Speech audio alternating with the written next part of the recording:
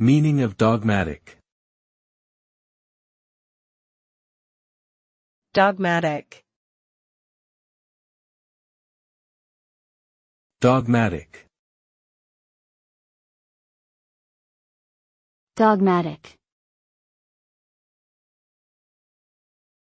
Dogmatic. The word dogmatic refers to an attitude or belief that is highly assertive and uncompromising, often without considering other points of view.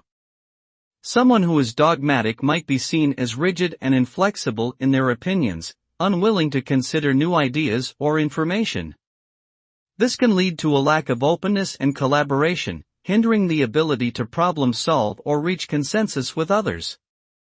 Ultimately, being dogmatic may limit one's growth and potential by closing off opportunities for learning and personal development.